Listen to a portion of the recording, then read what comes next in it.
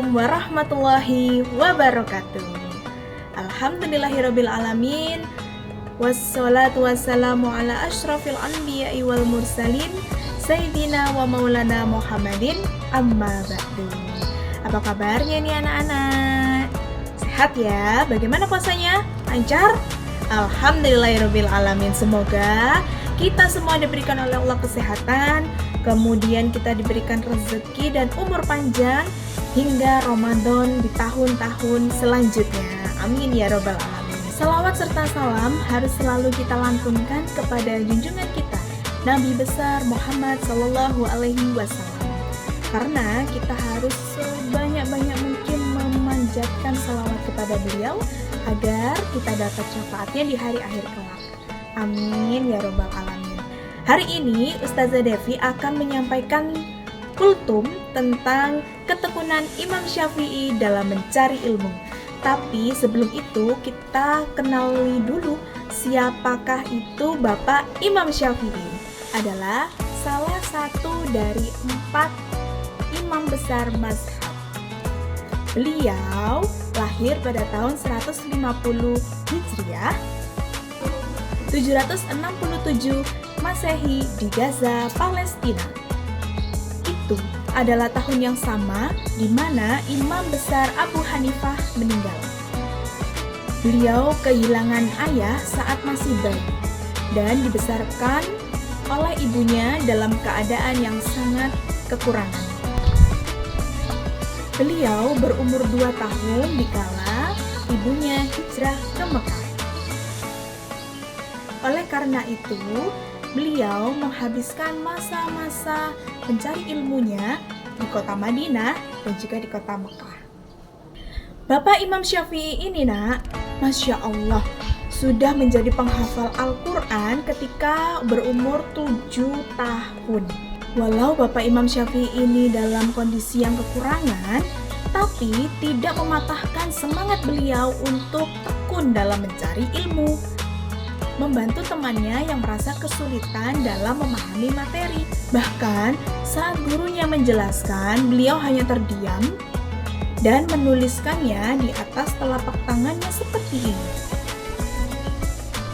Itu sangat membingungkan bagi gurunya. Mengapa dia melakukan hal demikian? Beliau menuliskan apa yang telah beliau dengarkan, beliau amati dengan cara menuliskannya dengan jarinya di atas telapak tangannya. Begitulah cara Bapak Imam Syafi'i dalam mengingat dan juga menghafalkan apapun ilmu yang disampaikan oleh gurunya. Nah, walaupun Bapak Imam Syafi'i berasal dari keluarga yang kekurangan hartanya, tapi tidak membuat semangat belajar beliau itu juga patah atau berkurang. Beliau tetap berusaha untuk mendapatkan, mengumpulkan, menghafalkan, mempelajari ilmu-ilmu yang telah disampaikan gurunya menggunakan tulang belulang, menggunakan daun yang digunakan sebagai pengganti kertas karena beliau tidak bisa mendapatkan kertas untuk beliau belajar seperti kita dalam kelas sehari-hari loh.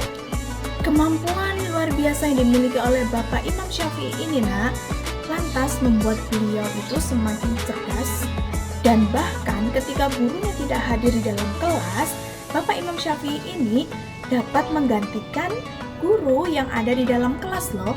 Masya Allah, beliau begitu hebatnya, luar biasanya dalam menyimpan, dalam mengolah informasi atau ilmu yang disampaikan oleh gurunya. Walaupun beliau tidak sama seperti yang lainnya, mendapatkan fasilitas belajar yang sama seperti teman lainnya. Tetapi kemampuan beliau asah dengan baik sehingga bisa menjadi murid yang teladan. Pada saat Bapak Imam Syafi'i beranjak usia 15 tahun, oleh gurunya, Bapak Imam Syafi'i diperbolehkan untuk menyampaikan fatwa.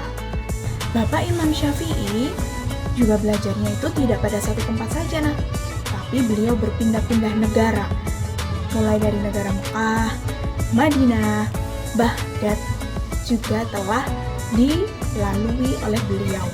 Masya Allah, begitu banyak sekali perjalanan yang tidak mudah, halang rintang yang menghalangi beliau itu pun tidak mudah mematahkan semangat beliau dalam mencari ilmu, dan akhirnya beliau dikenal namanya oleh seluruh umat muslim yang ada di dunia.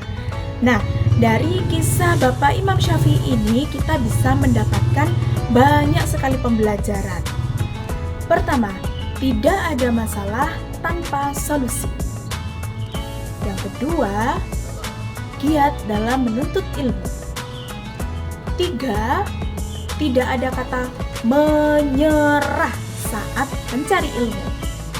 Pesan dari Ustazah Devi adalah kalian harus rajin beribadah, rajin belajar. Seperti Bapak Imam Syafi'i, Masya Allah, betapa bangganya orang tuanya, anaknya hebat dalam mempelajari, dalam menghafalkan, dalam menyampaikan ilmu agama Islam. Beli ketan dengan CAC. Cukup sekian dan terima kasih. Mohon maaf. Wassalamualaikum warahmatullahi wabarakatuh.